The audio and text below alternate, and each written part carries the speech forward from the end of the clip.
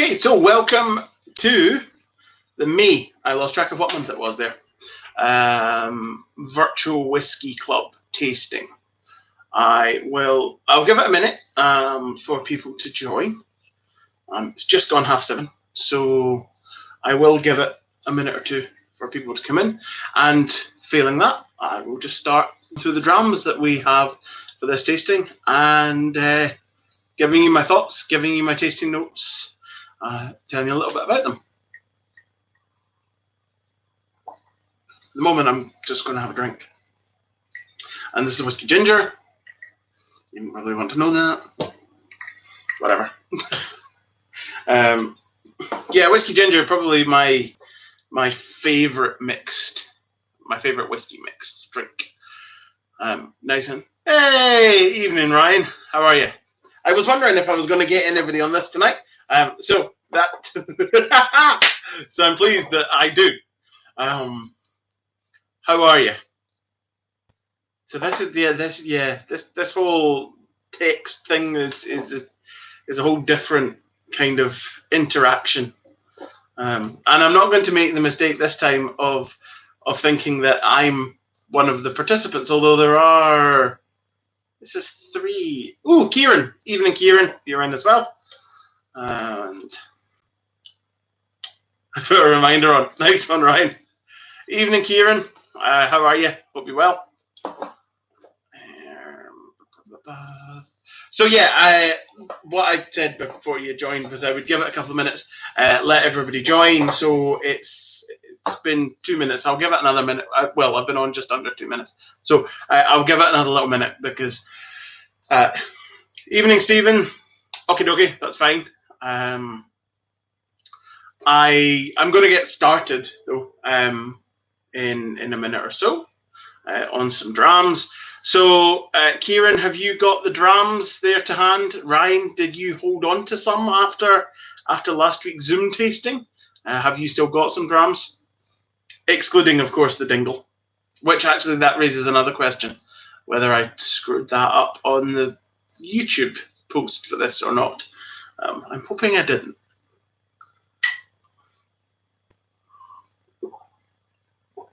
Right, so let's get started with the Roe Co. Now, Roe Co is a blended whiskey, so it's a blend of grain and single malt whiskey. So the information about it is pretty limited. There's really very little. Nice, you've still got some left. Good stuff. Good job. So it'll all be sourced. More than likely, the vast majority of this is going to have come from Middleton Distillery. So that's the Jameson Distillery. And it's, as I say, it's a combination of grain and single malt. So Kieran and Stephen, particularly, if you guys have got these drams, let me know what sort of things you're picking up on the nose. Obviously, we did the Zoom tasting last Tuesday, so my notes have kind of changed from that. Ryan, obviously, you'll have your notes as well. So the nose on this is quite light. It's quite gentle. It's easy going, really. I get a little bit of a corn note, the sort of note that you would expect to get from a bourbon, which is not entirely unsurprising given that there is grain whiskey in there which will have used some corn in the mash bill. So that's not entirely surprising. There's also a bit of oak and a little bit of vanilla. Master of Malt also say spun sugar, so spun sugar, candy floss, that kind of neck of the woods, and I definitely agree with that. It's a lot of sweetness on the nose from this one.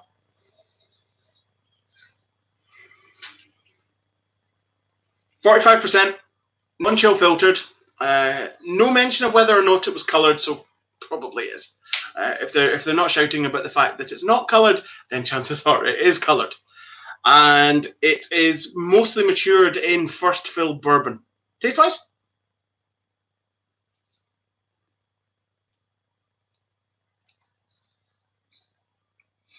So there's a little bit of a spicy tingle to it. It starts off with that spiciness. It's it's interesting. So these have been sitting, slight aside here, these have been sitting in our office all day. In fact, they've been sitting in our office since last week, I'll be honest. I didn't bother taking them into the house, so this is our office. And so they're therefore slightly warmer than normal room temperature. Yeah, Ryan, I was just looking at the scores. You did like this one.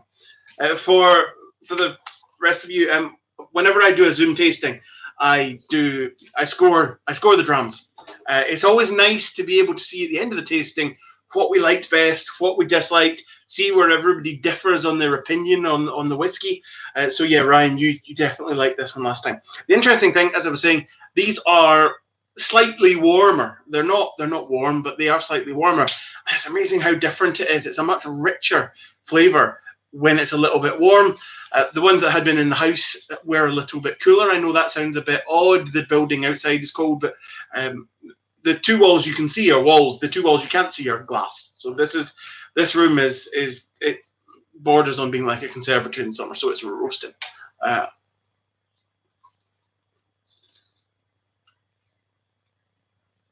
So vanilla, spiced pears, a little bit of oak. There is some maltiness there. There is some of that corn coming through, a little bit of that sort of candy flossed corn note that you would expect in a bourbon. And the spiciness is quite a sort of a rye spice, the spice you would expect from a rye whiskey, which again, not entirely surprising, probably some rye in the mash bill from the grain whiskies. Now, we don't know what the balance is going to be between grain and single malt.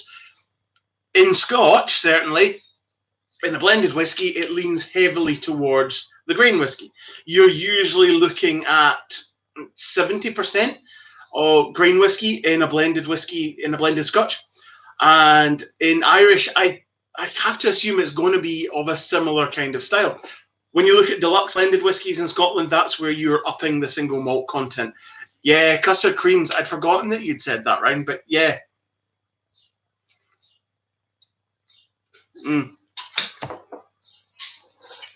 Sorry, need to grab a pen because I had forgotten to scribble that one down from you. But definitely, it's coming to me more in the finish now. That custard cream, it's the creaminess, it's the biscuitiness that appears in there. It's just that combination of those things. It's quite an interesting combination of different flavors. So, Kieran and Stephen, if you guys have these, let me know in the comments what kind of score you would give them. We score out of 7. Oh, 7? Why would we score out of 7? That would be the most fucking random scoring system. What do you give those out of 7? Fuck. Sorry. We score out of 10. That's a more sensible scoring system. It's a more normal scoring system. It's the kind of scoring system that people use, not fucking nutcases. Reminds me of that the TikTok song, the one or the trend that ends with "like a damn sociopath," which is stuck in my head all day. So yeah, a scoring system out of 7 would be one for a sociopath. Yeah, I gave it a 7. That's why the number 7 is in my head, and actually average for the 4 of us. No, I've had literally this, Ryan, and that much in my whiskey ginger, which was like a 50ml pour, and I poured that just before I came out here, and I've been out here like 10-15 minutes just so that I was kind of ready. So no, I've not had much to drink, so I can't blame that. I'm just a bit mental. So yeah. Yeah.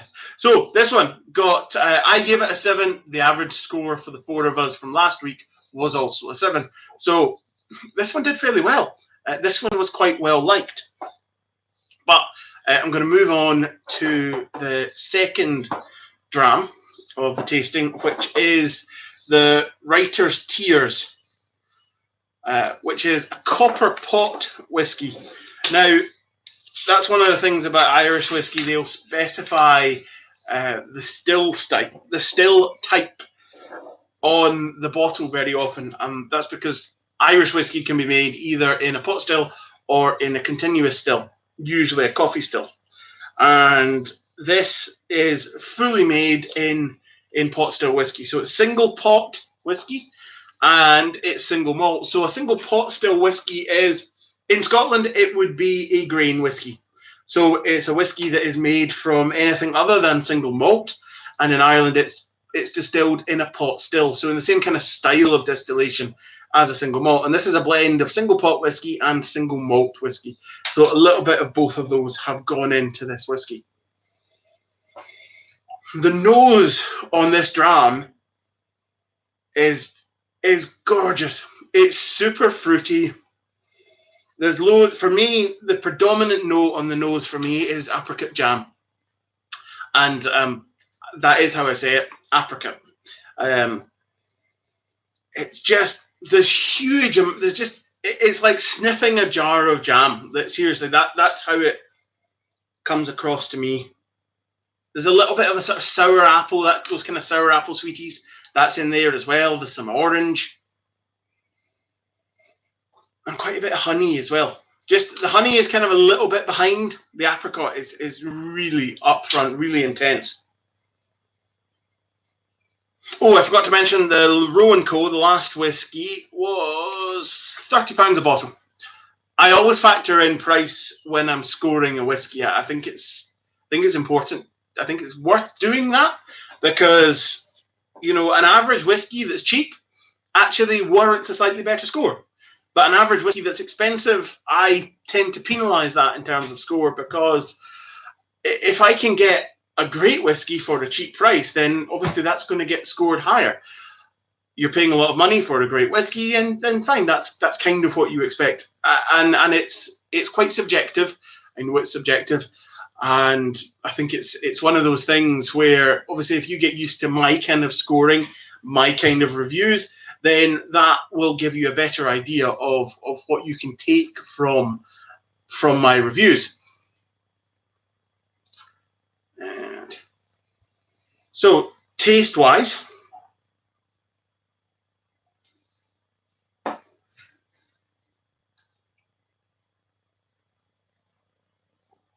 or really, you're preferring it this time round, I'm guessing. You're more of a fan of it this time round than you were last time round. Hang on a minute, sorry. I'm kind of getting to grips with YouTube and how it's behaving or not. Oh no, I didn't want that. Where? Fucking hell. Sorry, Ryan, 30 quid. That was the Roe Co. This one is 32, actually, to be fair. So this one's not expensive either. And so I'll explain my confusion. So up here, and why am I pointing? Why am I fucking pointing to the screen? You can't see my screen. That's stupid. Up here on the screen, up in the corner up here, it says 3 participants. It says there's 3 people on. Now, I'm one of those, as we discovered the last time I did this. But when I click onto participants, Ryan, it's just you and I. So I'm confused as to why it says one thing there and something else. You know, it doesn't really matter, but just slightly confused by that. No, don't want that screen. No, whatever. Crack on. So taste-wise,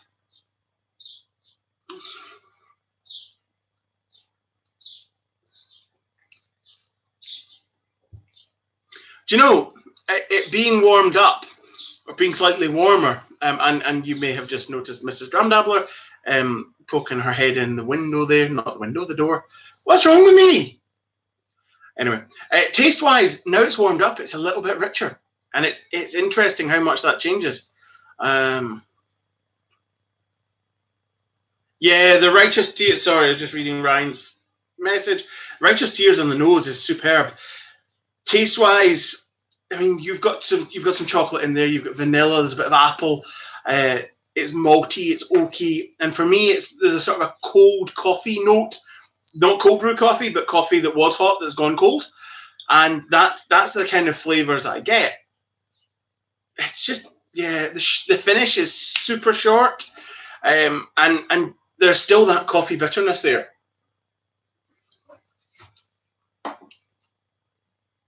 Which I'm not so keen on.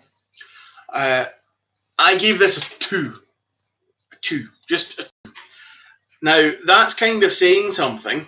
At 32 quid. Now, 32 quid, 40%. So you've not got an awful lot of alcohol there for your money.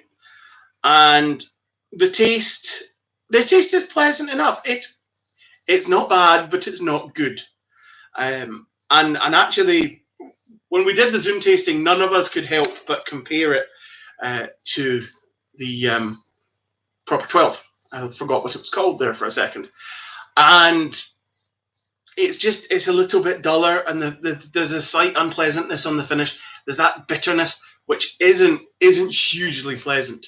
So I think that was why we scored it down, and it got 2.25 from the 4 of us on the tasting. And Ryan, yeah, you gave it a 2. Paul was the biggest fan of it. He gave it a 3, a whopping 3. So it didn't get much of a decent score from any of us. But at 32 quid, you know, it's one of those ones where it might be worth considering. And I think depending on your tastes, it might appeal more to you than something else. Compared to the Roe Co, I would walk straight past this and go for the Roe Co. It's just a more interesting, more enjoyable dram, and I think better value for money as well. So dram number 3 is from Waterford Distillery. This is a single farm origin from Bannow Island. This is the 1.1, so this is the first release from Bannow Island. Now, Waterford is quite an interesting distillery. It's owned by a guy called Mark Rainier. He was heavily involved in the revival of Bruichladdich. And he then went on to buy Waterford, and Waterford, weirdly, was actually a Guinness brewery. So he bought a brewery basically with the view that, well, if I buy a brewery, I just need to add some stills and I've got a distillery. So that's what he did. It was at one point valued at 40 million. He picked it up for just 7 million. So he got quite a good deal on the brewery, and then obviously he added in some stills. It's more complicated, obviously, but fundamentally that's what he did. One of the things that Waterford are doing, which is really unusual and quite interesting, is they're investigating and experimenting with terroir, which would normally be associated with wine. So as in the wines from this side of the valley are different from the wines from that side of the valley. And that totally applies. That totally is relevant because the soil is different, the sunlight is different, everything is different. So what Waterford are doing is they're applying that concept to barley. They're bringing in barley from just one farm at a time, and they're taking it all the way through the process. They're malting it, they're milling it, they're mashing it, they're fermenting it, they're distilling it, and they're maturing it as just that single batch of barley. And from what I've read, they are getting quite different, certainly new make spirits, from each of those distilleries. They're getting different characteristics coming out from those different barleys from different distilleries, and that is carrying on through into the whiskey. Now, this one is from the Bannow Island farm. I haven't tried any of the other ones, so I can't really compare how they are, how one is better than the other, but that's where this one is from Bannow Island farm. The nose is really pleasant. It's quite light. It's quite gentle. And this is the one, Ryan, you didn't have. I'm just looking at the scores. You had Dingle in place of this one. Initially, when I put up this tasting, this one was supposed to be Dingle Batch 4, I think it was. But by the time the rest of us went to buy it, it had sold out. Ryan had gone straight in there and had bought his drams immediately as soon as he got the notification, and it turned out that that was the only one that was in stock at the time. So so I changed it. Unfortunately, not before Ryan had bought it. So he got something slightly different for this one. So On the nose, there's lemon. There's some crunchy bar note on there, so that sort of honeycomb, cinder toffee kind of flavour, kind of aroma, sorry. And I get quite a lot of leather and that summer rain smell. So lovely on the nose. 50% natural colour, non-chill filtered. So ticking lots of boxes, really. Lots of those things that I always like in a whiskey. Taste-wise,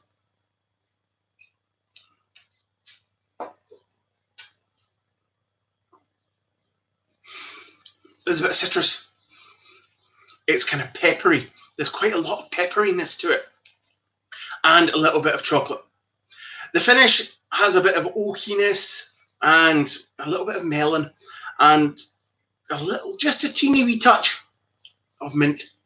But lasts quite a while, not super short. This whiskey, I gave it a 7. It got 7.33 from the 3 of us who had it. Obviously, Ryan didn't have this one. Now, it got a decent score, to be fair. That was a decent score. However, by the time we factored in the price of 60 to 70, we were kind of swithering. It is a nice dram, but there was a question over whether or not it would actually be worth, to us, the £70 mark. Now, depending on what your whiskey drinking budget is and where your price ranges are, that will impact your thoughts on this whiskey.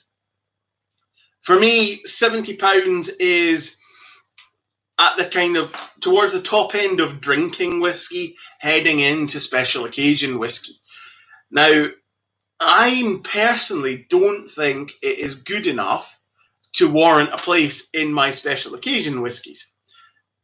It would be a great drinking whiskey, just a daily drinking whiskey, but I'm not going to spend 70 quid on a daily drinking whiskey. So, nice dram, but all in all, it's probably not one that I'm going to buy. So let's move on to dram number 4, which is from Teeling. Now, if you've watched my lives, you'll know that I have a mixed history with Teeling. Teeling is not a distillery that I have got on with in the past. I got some rather unpleasant tasting notes. Your dingle is still fabulous, Ryan. Sorry, I just clicked back to that screen. I'm glad to hear your dingle is still fabulous. And I'm going to have to try the dingle. I'm going to have to add that the next time I do a Master of Malt order. Because, yeah, now that you've had it and you rated it, you gave it a 7. Even though you were tasting the wrong whiskey, I noted your score from it. So I'm going to have a look for that. So the Teeling. Now, this is the stout finish Teeling. The interesting thing about the finish on this, about the casks on this, Teeling work with a nearby brewery. So they take casks that they've matured whiskey in, they send them off to the brewery. The brewery then barrel ages an imperial stout in them, and those barrels then go back to Teeling and they mature this whiskey in them, or they finish this whiskey in them. The maturation on this, the details on the maturation on this were virtually non-existent. I got the impression that it was essentially their small batch, which looked like it was mostly bourbon matured, that was then finished in those stout casks. The tasting note that I got that I really didn't like on the Teeling I had before, which I'm pretty sure was the Teeling small batch, isn't there in this one. Or it's certainly not there in a way that I didn't enjoy. The nose on this is chocolatey, it's a little bit herbaceous, and there's a wee bit of a sort of a rye spiciness on there as well. But it's quite light, almost bordering on nothingy, to be totally honest, on the nose. It's pleasant, but the nose it doesn't do an awful lot. Bottled at 46%, non-chill filtered, no mention of colouring. It is fairly pale, so have they coloured it? If they have, it's probably just a small amount, and it's likely just been used for consistency between batches. Taste-wise?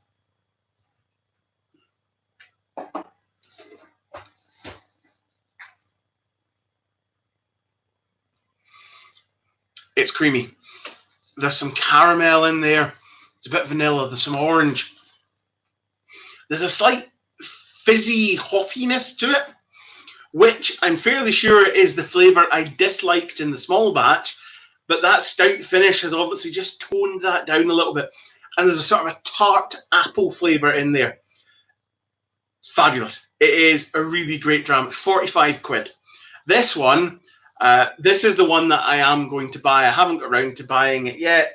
I was waiting for my next Master of Malt order to add it on. I like to try and have a reasonable sized order. I aim to try and hit the £100 so that I get my free postage, which is probably not the most cost effective way to buy whiskey, but there you go. That's kind of the way I go with it. So I am going to buy a bottle of this. The finish of it, you've got some chocolate biscuits and you've got a little bit of caramel. Now, fairly young distillery. They were only founded back in 2015, so I think they've got a real potential to produce some really great drams. I'm going to have to watch out for that unpleasant note that I don't like, but I think with this whiskey, this stout finish whiskey, they have produced something superb.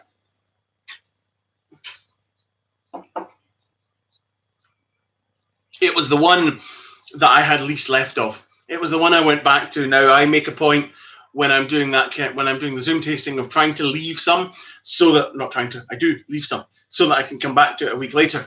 And that was the one that I wished I was able to finish. I gave it a 9 in the tasting. Paul gave it a 10 in the tasting, and we averaged it out to a 9. So 9 out of 10 is a damn good score. For me, I don't think I've ever given a 10. I'm not sure I ever will give a 10. 10 to me is basically sheer perfection.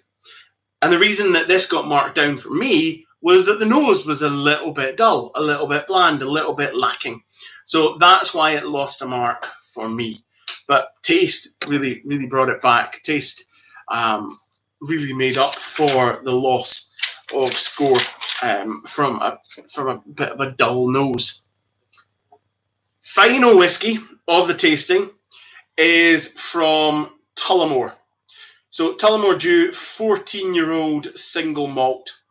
And this is matured in bourbon casks, port casks, Madeira casks, and then it's finished in Oloroso casks. So a bit of everything going on there in terms of casks.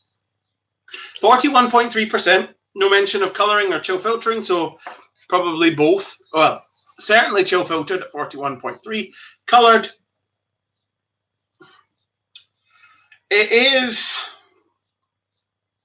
I would say it's dark enough that it probably has received some colouring in it. Maybe a little bit beyond just batch consistency level of colouring.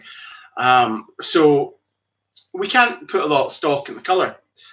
I talk about colouring all the time, but there's absolutely nothing wrong with it.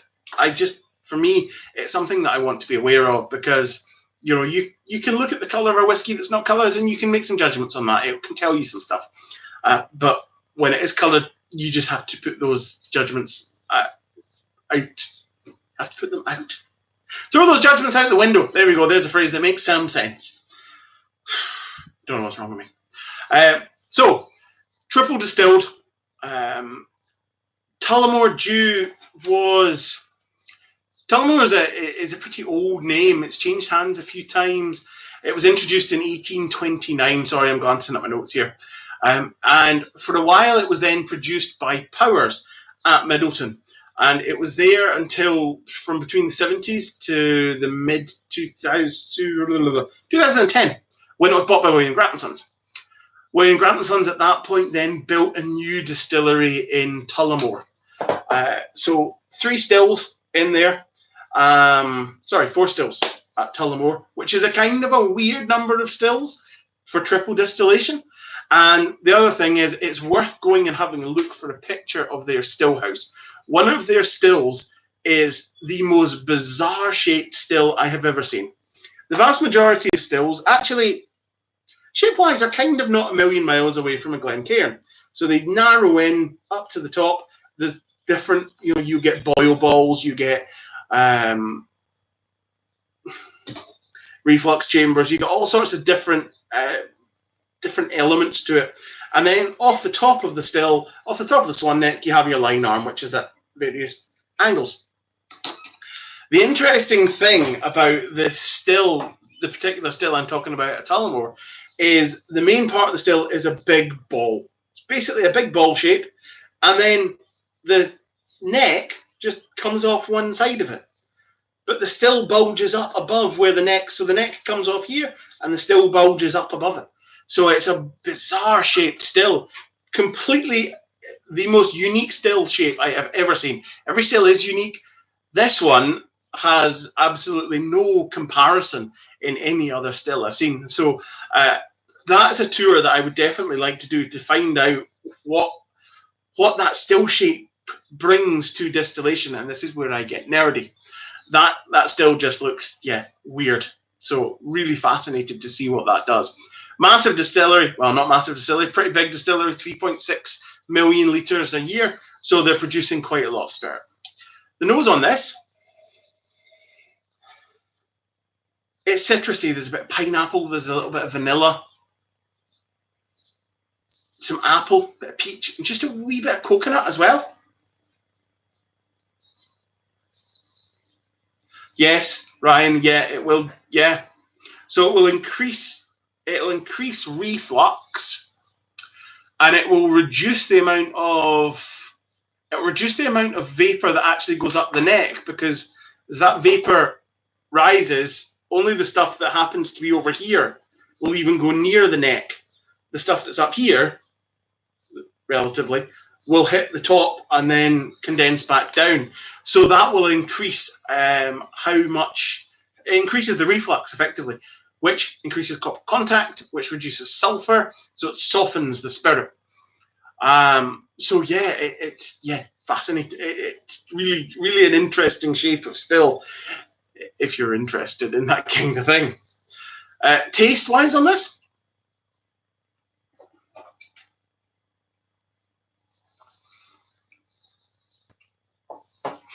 I just glanced back at my notes and remembered the note that I had written down on this. And I'm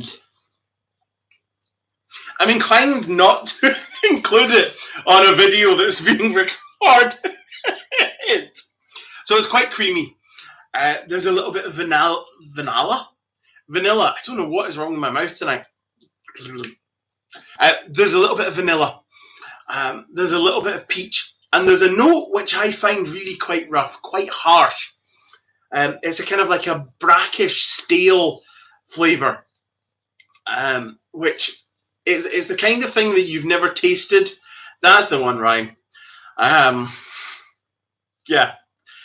It's something that you've not tasted, but it's one of those things where you've smelt it and you therefore know how it tastes, because it's the kind of smell that hits the back of your throat. Really, I wasn't overly keen on this, to be totally honest. The finish has got some sherry sweetness to it, which is to be expected with that sherry finish in it. But for me, the overwhelming flavour is that really rough, brackish, unpleasant flavour.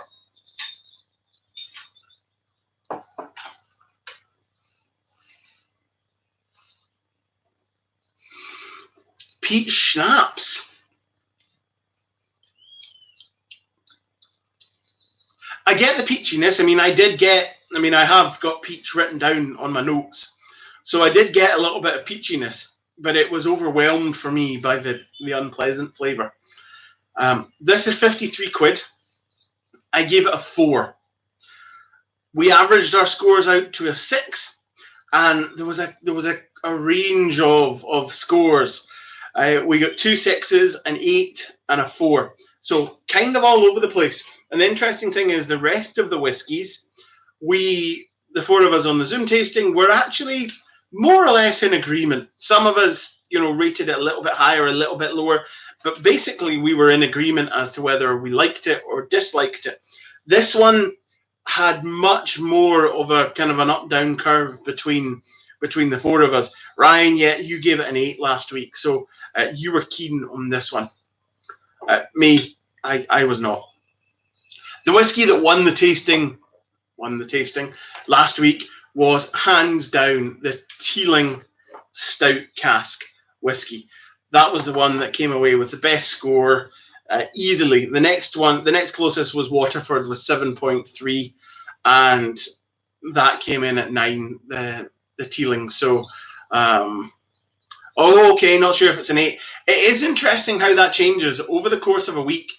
Opening it up, and you've then got a little bit of air in there, so it oxidizes a little bit, which is interesting. So that oxidation improved the writer's tears for me, because we gave it a really poor score last week. And actually, I'm kind of almost wondering why we gave it such a poor score, because I found it okay, actually. I would be more inclined to increase my 2 that I gave the writer's tears last week up to probably a 4.5 or a 5.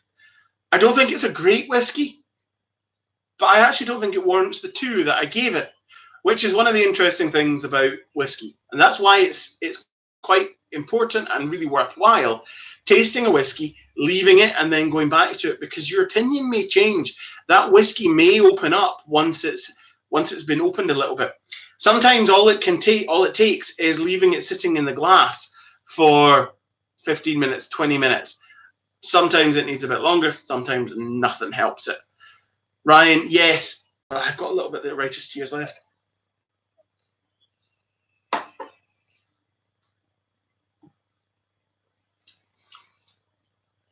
You're right.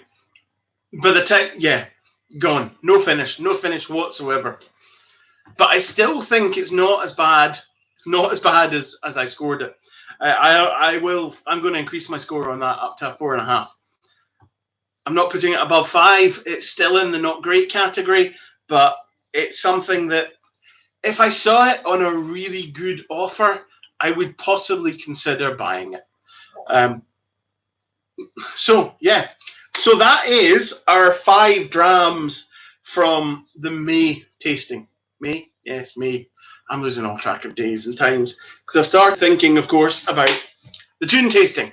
The June tasting, we're going to go for some Japanese whiskies. I've already started putting together the list. One of the whiskies that I had on the list was Nika from the barrel, and when I went back to then have a look again, it was out of stock. So I'm going to have to adjust that a little bit.